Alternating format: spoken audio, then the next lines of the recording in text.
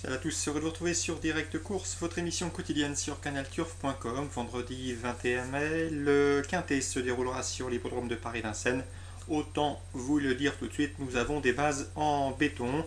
Sachez également pour les amateurs de plat, et nous aurons une réunion 1 sur l'hippodrome de Chantilly, réunion 2 également consacrée aux galopeurs sur l'hippodrome de Salon de Provence. On va surtout, quant à nous, dans cette émission Direct Course, évoquer le programme de Vincennes. Il s'agira d'une nocturne en ce vendredi soir.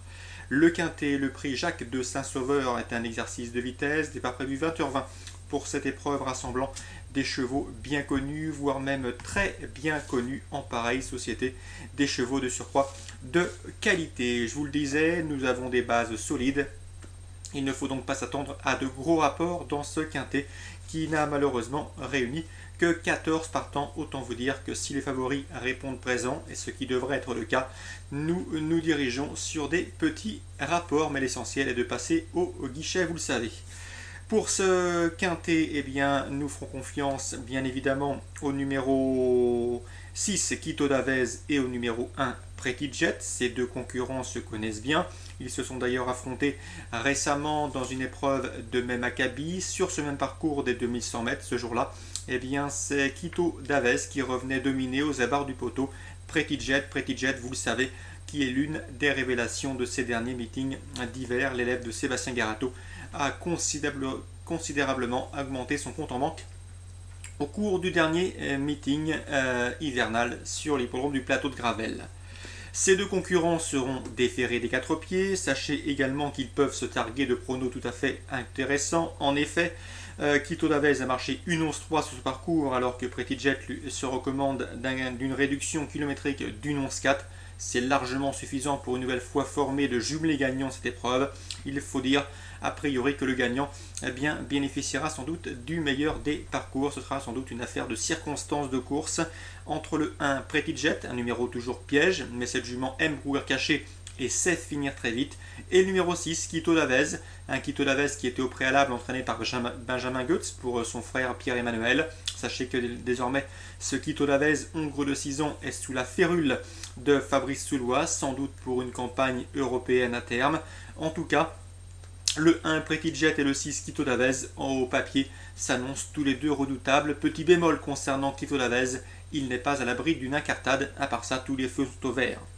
Les plus indiqués pour venir contrarier leur plan, eh bien, on citera le 5, Piombino, lui aussi au summum de sa forme. Il ne faut pas lui tenir rigueur de sa dernière disqualification. Un cheval qui, même s'il est plus confirmé et s'il a acquis la plupart de ses lettres de noblesse sur des parcours de tenue, possède également quelques références sur les parcours de vitesse. D'ailleurs, il a déjà gagné sur un parcours de 1100 mètres autostart. L'élève de Thierry Duval d'Estaing sera déféré des 4 pieds. Lui aussi a les moyens largement de conclure parmi les 4 premiers. Donc le 1, le 6, les deux bases en béton. Le 5, Piombino, se tiendra juste derrière en embuscade. On glisse également dans nos jeux le 12, Power Jet, qui aura surtout contre lui un numéro en deuxième ligne, derrière notamment au départ Auré du Marais, qui ne possède pas a priori une toute première chance dans cette épreuve. Mais attention, ce numéro 12, Power Jet, qui sera lui aussi déféré des 4 pieds, comme le 1, comme le 5 et comme le 6, a manifesté un net regain de forme.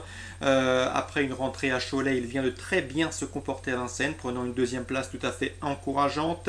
D'ailleurs, ce jour-là, eh bien, il terminait deuxième derrière Pretty Jet et venant ajuster aux abords du poteau le numéro 4, Circaran, qu'il retrouve dans cette même course.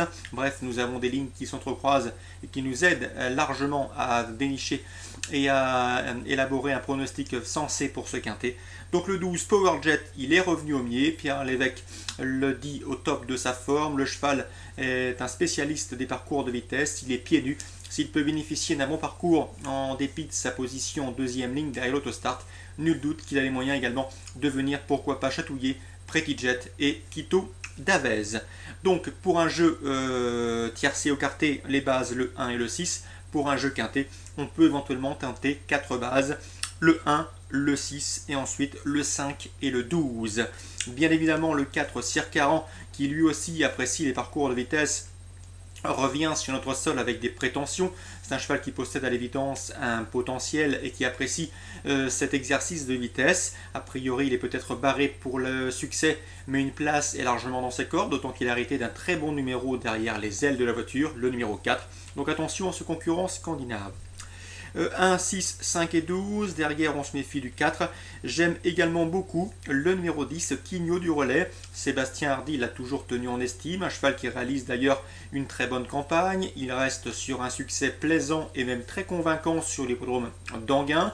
N'oubliez pas que ce Quigno du Relais s'est permis au cours de l'hiver de devancer le tout bon Rapide Lebel, ce qui n'est pas une sinécure au regard du potentiel de Rapide Lebel, autre élève de Sébastien Garato. Donc le 10, Quigno du Relais, méfiance, méfiance, malgré son numéro en deuxième ligne, ce n'est peut-être pas un désavantage car lui aime bien courir caché, il possède une bonne pointe de vitesse finale. Si devant on se grille un peu la politesse, et si devant on s'use, lui pourrait venir tirer les marrons du feu. Méfiance, numéro 10, Quigno du Relais, à mon avis. C'est de là que peut venir la surprise, une belle cote, pourquoi pas pour ce numéro 10, Quigno du Relais. Peut-être la belle information spéculative de ce quintet. Un quintet, somme toute, assez facile à déchiffrer, il faut bien l'avouer, je vous le répète. 1, 6, 5 et 12. Derrière, je glisserai le 10 et ensuite le 4. Ensuite, pour les amateurs de combinaisons élargies, mais attention, n'élargissez pas trop. Cela risque de vous empêcher de rentrer dans vos dépenses. Quoi qu'il en soit, on pourrait éventuellement rajouter le numéro 9, Orleans Springs. Elle est bien connue dans les tournois de ce genre. Malheureusement, elle n'a pas été gâtée par un tirage au sort derrière la voiture. Le numéro 9 qui va handicaper ses chances. Le numéro 2, Olga Dudy, elle possède également un potentiel. C'est une jument dure à l'effort, présentée et entraînée par Régis Métayer. Mais attention, cette Olga Dudy peut être prise de vitesse sur un parcours réduit comme celui-ci. Donc dans ces conditions, mieux vaut les voir sur un second rideau. Donc concernant ce quintet, on se résume très rapidement. 1 et 6, 2 bases intégrales, impossible de faire sans, même si le 6, Quito Lavez, n'est pas un abri d'une incartade. Le 5, Piombino, sa place dans le quintet. Le 12, Powerjet, attention à lui, malgré sa numéro en deuxième ligne, le cheval est revenu au mieux. Il aura pour lui la toute fraîcheur, c'est important en cette période de l'année. Donc j'aime beaucoup pour ce quintet, As, 6, 5 et 12. Si vous êtes amateur de champ réduit, pourquoi pas tenter le 1, le 5 et le 12, car le 6, Quito Lavez, est peut-être le moins sûr et le plus compliqué des 4. Ensuite, pour les amateurs de jeux carté et quinté, on rajoute le 10 et le numéro 4. Concernant les autres courses, je tenais à vous parler de Christophe Fate qui nous vient du sud-ouest avec des prétentions. Il aligne 3 de ses élèves. J'ai pu m'entretenir avec lui. Sachez que ses deux meilleures chances se situent dans la 5e. Oui, c'est cela, dans la 5e. Avec qui d'être. Le cheval est au top en ce moment. Et donc, il faut profiter de ces courtes périodes de forme pour le présenter à Vincennes. Christophe Fate vient avec des prétentions, il serait déçu de ne pas être dans le coup. Dans cette épreuve, au regard des forces en présence, je vous invite à vous méfier du 501 Kilian Joyeux, il reste sur 2 succès convaincants. Le 503, à savoir Quicker du Closet, qui lui n'a pas couru cet hiver et qui se retrouve un petit peu en retard de gain en cette période. Il faut commencer à le suivre, le cheval ne va plus tarder à prendre de l'argent. Vous aussi si vous le suivez. Et attention également à Kango Jet, le 511, présenté par Alexandre de Jésus. Vous le savez sans doute, j'ai l'habitude de m'entretenir avec Alexandre de Jésus, qui nous avait dit lors d'une dernière victoire de Kango Jet à Caen, il était toujours là 10 contre 1, il nous l'avait d'ailleurs indiqué vivement, et bien que son cheval était en retard de gain, donc il ne faut pas l'oublier au moment du choix. Donc dans la 5e, pourquoi pas tenter un couplet 501, 503, 511 avec l'information de Christophe Fate, le 505. Un Christophe Fate qui présente également dans la 7e le 709, Tornade du Drop. Il vient également avec des prétentions, c'est une jument qui n'est pas dénuée de potentiel, elle demeure tendue, donc il faudra surveiller ses canters pour voir si elle n'est pas trop compliquée en cette soirée. Mais méfiance, méfiance, Christophe Fate était loin d'être négatif lorsque nous avons pu nous entretenir avec lui. Dans la 6e, j'ai 2 informations. Elles concernent Pascal Castel et Edgar Brouard qui présentent 2 S, 2 pouliches de 4 ans qui ne sont pas à sous-estimer, mais l'épreuve est très ouverte, une épreuve à prendre avec des pincettes où les surprises ne sont pas à exclure, donc dans la 6e. Et concernant la 4e course, et c'est sans doute là qu'il faudra appuyer vos jeux, la 4e avec le 404 Rock Jasmin. Roberto Donati est confiant, il serait déçu de ne pas figurer sur le podium d'une telle épreuve. Son cheval est confirmé sous la selle, en forme, et affronte des adversaires l'adversaire somme toute à sa portée. Dans ces conditions, il devrait conclure sur le podium. À mon avis, le plus indiqué pour lui barrer la route du succès se nomme Roi Winner. C'est le 409, un cheval qui n'a pas les gains en rapport avec son potentiel et dans ces conditions, il s'annonce difficile à devancer. Donc dans la quatrième, 409, 404 par ordre préférentiel. Un couplet dans la cinquième, je vous l'ai indiqué, et également des informations spéculatives dans une courte ouverte, c'est la sixième. Concernant le quintet, la deuxième course du programme, eh bien sachez qu'il ne faut pas vous attendre à toucher de très gros rapports avec d'une part le faible nombre de partants, mais également des bases assez solides avec ces chevaux que l'on connaît bien et qui régulièrement répètent leurs courses dans ces compétitions intergénérations. Je vous souhaite de très bons jeux à tous, rendez-vous demain pour une nouvelle émission.